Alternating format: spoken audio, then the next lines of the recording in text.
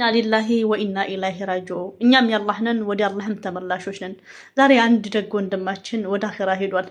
በጣም የገረመኝ ነገር ከመሞቱ ከ3 ሰዓት በፊት ፖስት ያደረጋቸው ፖስቱ ምንድን ነበር? ነቢዩ መሐመድ ሰለላሁ ዐለይሂ ወሰለምን ከነፍሳችን በላይ ነው የምንወዳቸው ብሎ ፖስት አድርጓል። የመጨረሻ ስንብቱ ፖስቶች ነበረች።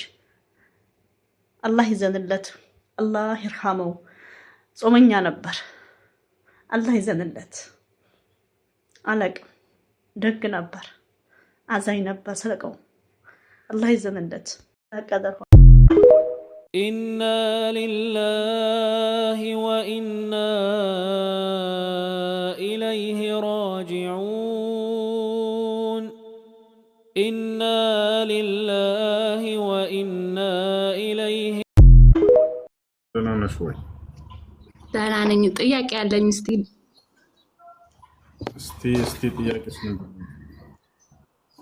ወንድ ልጅ 4 ማግባት ይችላል ይላል ሸሪዓ ውስጥ ማለት ነው። ግን ሴት ልጅ እንዴት ነው 4 ማግባት ትችላለች? በዓለም ላይ ሴት ልጅ 4 ያግብታ ታውቂያለሽ? አደም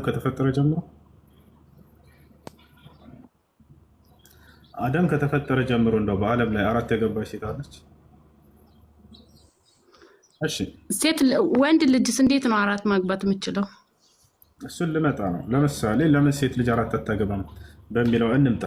አንደኛ ፍትህ ብሎ ማለት ይሄ ፍትህ ተጓድሏል ብለው ሊያስቡ ነው ሰዎች። ፍትህ ማለት ነው ወንድ እንደመሆኑ ለእርሱ የሚገባውን መስጠት፣ ሴት እንደመሆኗ የሚገባትን መስጠት ማለት ነው።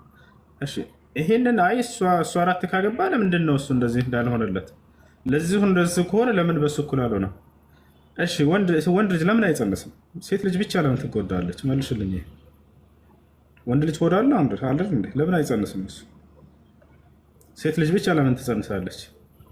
ይሄ ተገቢ አይደለም። የመጸነስን ኃላፊነትና እሷ ነች የተጣለባት። ለምን ይሄ እንደዚህ አልሆነም? ፍየል ለምን ቆሞ ለምን አልሄደም? 4 እንትን አለው። ይሄ አያስኬድም እንደዚህ።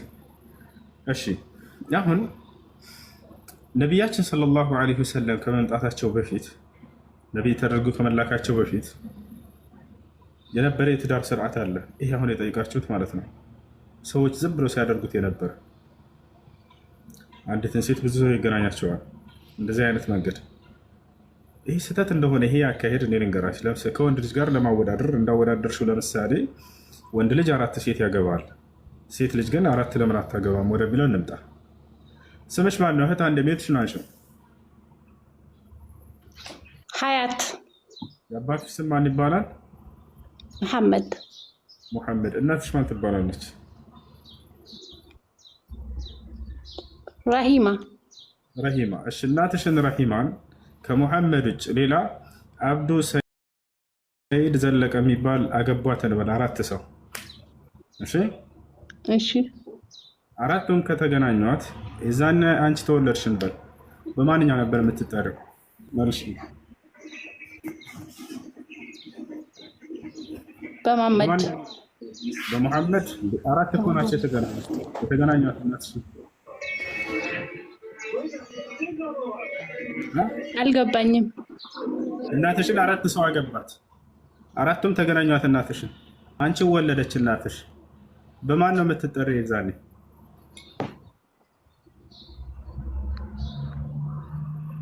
በ4ቱ አንዱ ነው። ምንድን በየትኛው ምረጭ?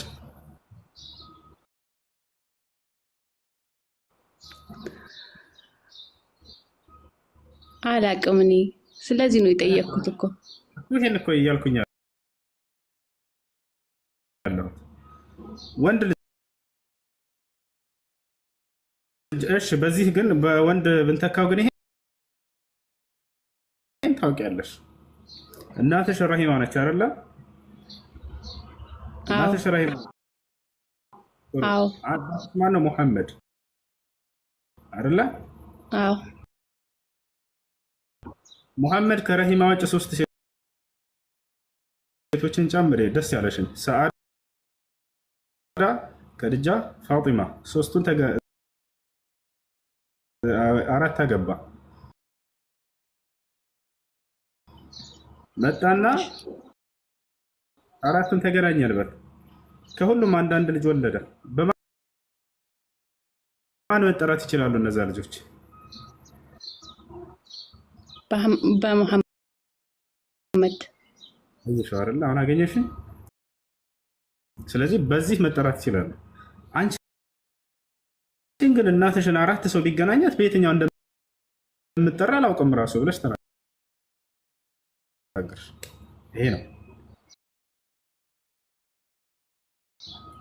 ይሄ ነው መልሱ። ወሻላ አይደል? ሴት ልጅ 4 ብታገባ ኑሮ ወይንም በይሄ ጋብቻ ነበረ ከነብዩ ሰለላሁ ዐለይሂ ወሰለም በፊት ሰዎች ያደርጉት ነበር። ምን ያደርጋሉ? አንድ ሴት ትመጣለች፣ 10 ሰው ይገናኛታል። ከዚያ በኋላ ልክ ስትወልድ ጊዜ መቼም አንድ ልጅ ነው የምትወልድ አይደል? አንድ ልጅ ስትወልድ ጊዜ እነዚያ የተገናኟት 10 ሰዎች ይመጣሉ። ያ ልጅ ልክ ተወልዶ ፊቱ ፈታ ማለት ሲጀምር ከዛ ይደረደራል እንዳይባል ብዙ 10 ሰው ነው የተገናኛት አይቻልም። ከዛ ምን ይደረጋል? 10ም ይመጣሉ። ሽማግሌ ያለ እስኪ አንተ ዘወር በል እንደዚህ ፊቱ እየታየ ምናምን በቃ ይመስላል የዚህ ነው ማለት ነው ተብሎ ይሰጣል። በዚህ ቢሆን ዓለም አታስጠላ። ለየትኛው ዘር የሚባልም ነገር አይኖርም። አይሻርላ በማንኛው መጠራት እንዳለባቸው አትኖርም። ዓለም ዲቃላ ሆና ትኖራለች ማለት ነው። ይህ ነው። ሲቀጥል ወንድ ልጅ ዝም ብሎ እንደው በዘፈቀደ ደስ እንዳለው 4 ያግባ ነው የሚለው ቁርአንና ሐዲስ አይደለም። እንደዛ አይደለም። ብዙ መስፈርቶች አሉት። በጣም ብዙ መስፈርቶች አሉት። አንደኛ ችሎታ ሊኖረው ይገባል። ፍትሃዊ ሊሆን ይገባል። ሁለቱንም የማስተዳደር አቅምና ብቃት ሊኖረው ይገባል። ይሄን ካላደረገ ሁለተኛ ማግባት ራሱ ይችላል? አይችልም። አላህ በቁርአን ላይ ፈኢን ኺፍቱም አላ ተዕዲሉ ፈዋሒደተን አለ። በመካከላቸው በሚስቶቻቸው መካከል ፍትህን አናደርግም ካላችሁና ከፈራችሁ ግን አንዲት ብቻ ግቡ ነው ያለው። የማስተዳደር ችሎታ ከሌለውስ ማግባት አይፈቀድለትም። ያ መዕሸረ ሸባብ መን ስተጣዐ ሚንኩም አልባአተ ፈልየተዘወጅ አሉ። እናንተ የወጣት ስብስቦች ሆይ ከእናንተ የማግባት አቅም ያለው ሰው ጋብቻን ጣጣ መቋቋም የሚችል ሰው ካለ ያግባሉ። ያልቻለስ እንዳያገባ ነው ያሉት። ወመን ለም የስተጣዕ ፈዐለይሂ ቢሶም፣ ይህን ማድረግ ያልቻለ ግን ማስተዳደር የማይችል ሰው ጾምን ይጹም እንጂ እንዳያገባ አሉ። አላህ በቁርአን ላይ ራሱ ምን አለ? ወሊየስተዕፊፍ አለዚነ ላ የጅዱነ ኒካሐን ሐታ ዩግኒየሁም ላሁ ሚን ፈድሊህ አለ። እነዚያ ጋብቻን ለመመስረት ወይም ለማግቢያ አቅም የሌላቸው ሰዎች አላህ ከትሩፋቱ እስኪያብቃቃቸውና እስኪለግሳቸው ድረስ ይቆጠቡ አለ። እንዳያገቡ ይቆጠቡ እነዚህ ሰዎች እና ይህን ይመስላል። እሺ ሌላ ነገር ለመሆኑ ከአንድ በላይ ማግባት ለዚህ ለትውልድ ለነቢ ስ ላ ሰለም እና ለኡመታቸው ብቻ ነው ወይ የተፈቀደው? አይደለም። ለቀደምት ነቢያት ሁሉ ከአንድ በላይ ያገቡ። ኢና ሊላሂ ወኢና ኢለይሂ ራጂዑን